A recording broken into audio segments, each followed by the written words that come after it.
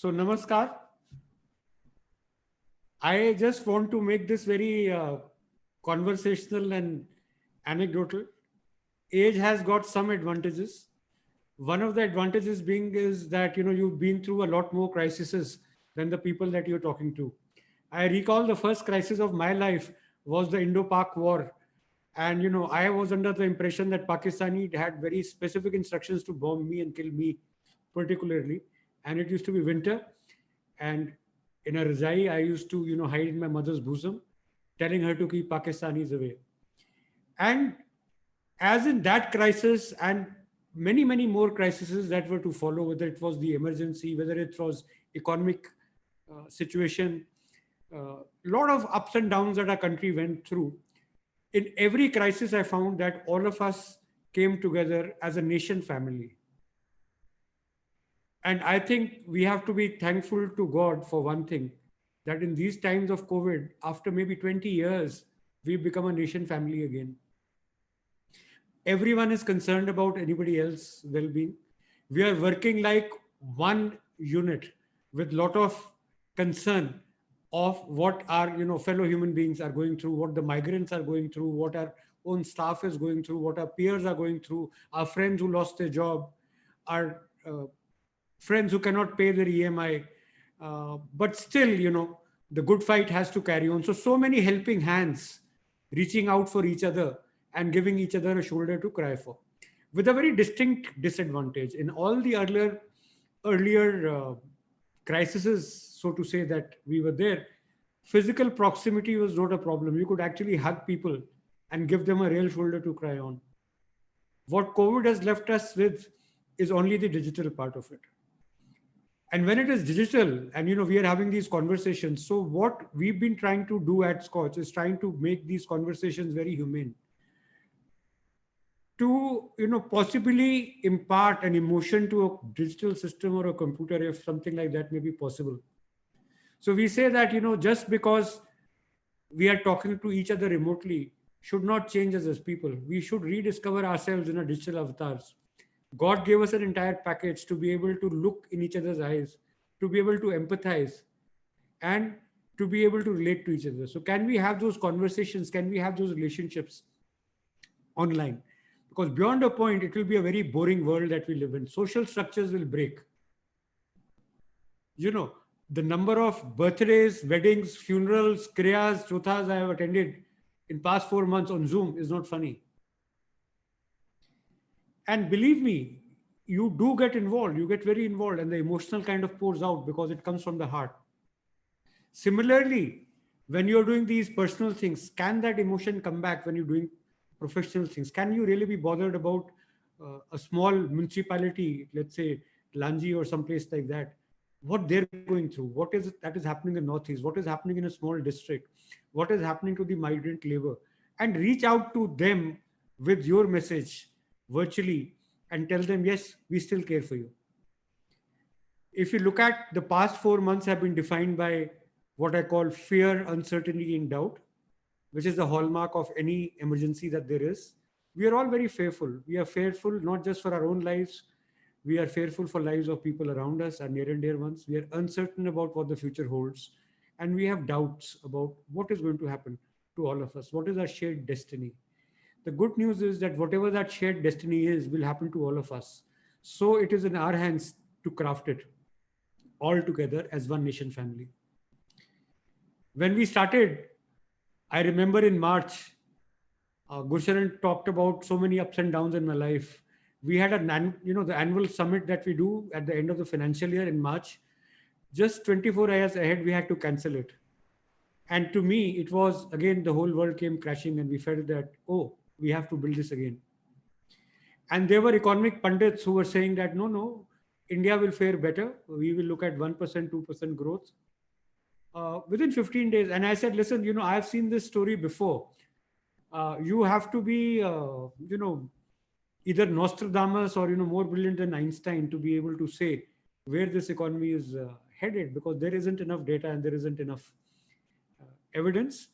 I looked back at history and I said that something like World War One, resulted in minus 8.33%. That's the same as 1 month's GDP. That was the kind of contraction. So if we think that we have not lost even 1 month's GDP, we are living in cuckoo land. Probably we've lost a lot more.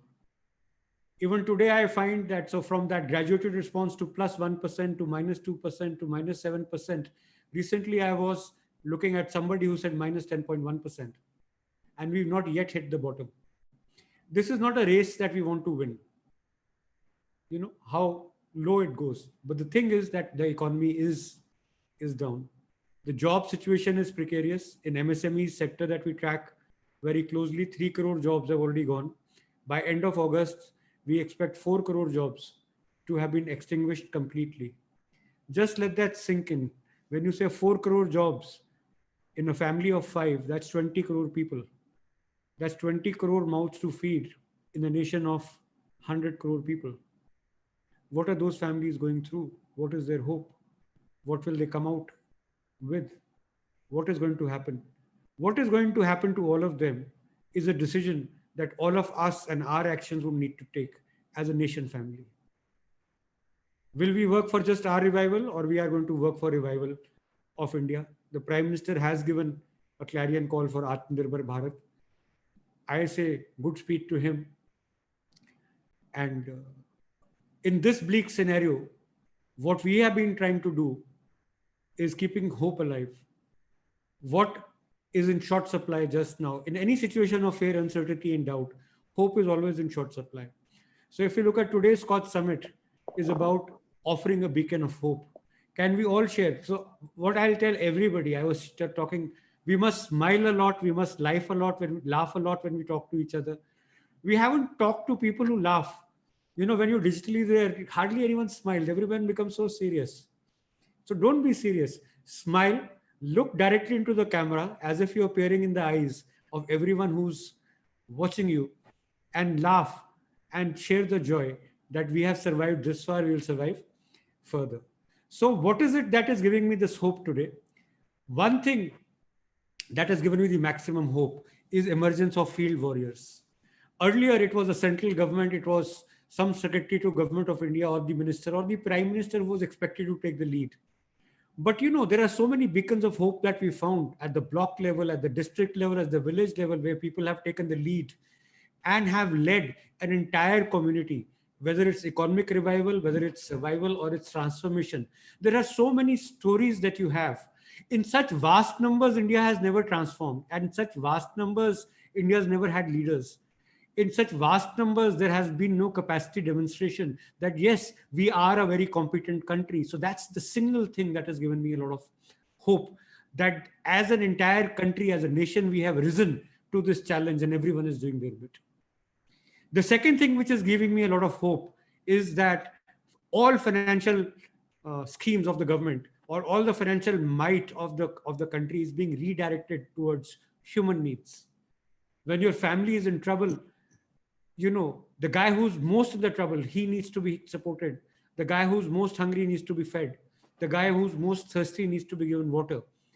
So I see this repurposing of public finance in India happening.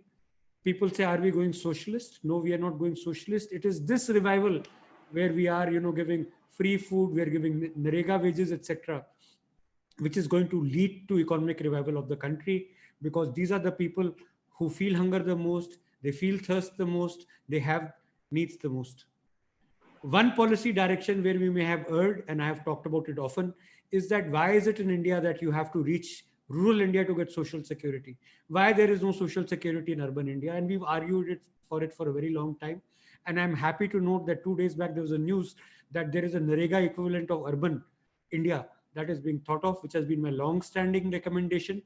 Now, you know, all these laborers who were working with us, all our drivers, all our peons who went home, had no need to go home. If there was Narega kind of wage available through MSMEs or through industry, through that support, they would have stayed where they were. And the economic revival would have encompassed urban India as well. Anyway, so there are lessons that we learn. The system is being redefined. Bottom up is finally becoming a reality. Decentralized planning is what we had talked about. I remember when Montek Singh Ahluwalia was in the Planning Commission. Now, I think India has taken an entire leap, not just decentralized planning. We have moved to decentralized implementation straight away. Every city, every village, every district, every block, every government functionary has an implementation plan and a dashboard and is monitoring very minutely the outcomes. You see Gurgaon buses, since there are no passengers, being repurposed as grocery shops, as repurposed as mobile hospitals, as pharmacies, and there are similar stories everywhere. No one told them to do this. It came out as a very keen desire to use assets of the country for the benefits of the people wherever those assets are. And we find these assets at the grassroots. And some inspiring stories we'll hear, like containers being converted into hospitals or bogies and trains converting into hospitals. So from bottom up planning, which never really happened, we have gone into decentralized implementation straight away. That gives me a lot of hope. When you say the new normal, this is the new normal, I'll tell you what is the new normal. Decentralization is the new normal. Decentralization of funds is the new normal. Decentralization of functionaries and finances is the new normal. And that is what is going to make this country uh, great. On the global front, there were a lot of historical mistakes we have made. We learn from these mistakes. I've always argued that these multilateral trade agreements don't work, FTAs don't work, because if India has to be a labor intensive, job generative economy, then we cannot let our manufacturing capacity corrode. The single biggest disservice that was done by signing WTO is that India cut off its manufacturing arms. There is no manufacturing left in this country. Even the big guys have chosen offshore to start manufacturing. The new global order is now going to ensure that the manufacturing is going to come back. There is economic nationalism, which is at the rise. It is also called Atmanirbhar Bharat.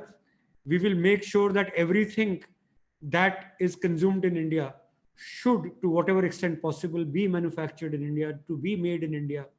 We have not seen any shortages. We have not seen long queues. We haven't seen anything in short supply. And imports have been repurposed, manufacturing has been repurposed. So the entire country, the nation family, has risen and responded to it. So, earlier there used to be paper tigers, now there are digital tigers. So there are two extremes that India is moving in. Everything is becoming a part of a digital supply chain.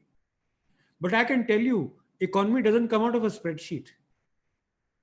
You cannot model and you cannot say that. So there is nothing that is going to replace the primary and the secondary industries. People will have to manufacture, people will have to toil in the field, people will have to work in factories. If digital has to succeed and you say IT industry is going to do very well because everyone is working from home, but they have to foot the bill for working from home. So unless the real industry works, the real farmer works, the real factory works, there is no one to pay for IT. And I think so, let us not be delusional and keep that reality in mind, that even if you're IT, if you're a digital warrior, if you're talking about artificial intelligence, how does it relate and change a common man's lot? That is extremely important. Moving forward to the future, I see a lot of hope. There was an unfinished reforms agenda. The biggest reform agenda that remains unfinished is administrative reforms. While we did financial reforms, we did a lot of reforms. Nothing practically was done for administrative reforms. And there we have an expert speaker today. I remember he was like from space age when he was in the cabinet secretariat, because his job was outcome management. How do you do outcome budgeting in a country like India, where you are punished for not doing your spending? Your budget lapse. Oh my God, you're so bad because you saved some money for the government. So that paradigm has to shift. And I really hope that that administrative reform agenda would move forward. Labor reforms would move forward. Ease of business will actually become real, and the good thing is that for any sane policy, there is no opposition left. Speaking truth to the power is now an existential necessity. You cannot be a courtier anymore. You cannot create an echo chamber around your leaders, because then you are to be blamed yourself. You must speak the truth. You must be a voice multiplier. You must talk about who've done good. And those are the stories of hope that you will see throughout panning out today. How little people, how district commissioners, how district medical officers, how block level functionaries, how sub block level functionaries, how village level functionaries have risen to these tasks. And these are the unsung heroes. Mainline media has no time for them. No one has any time for them. We look for these beacons of hope. We do a fine tooth combing of the entire country. We locate you. We locate you and we honor you. We locate you and we honor you because your story is nationally important contemporary history. It is a story that will inspire thousands of others, and that is a story that is going to transform India. I hope to write many, many books. In these books, there should be chapters about people like you, ordinary people. God's blessings be added to you. We are all together. We are one nation family. Please speak freely. Please interact. Don't become something that you're not. दिल से बोलिए, जोर की बोलिए, अपनी आवाज सुनाइए. सबका भला होगा. God bless you. भारत माता की जय.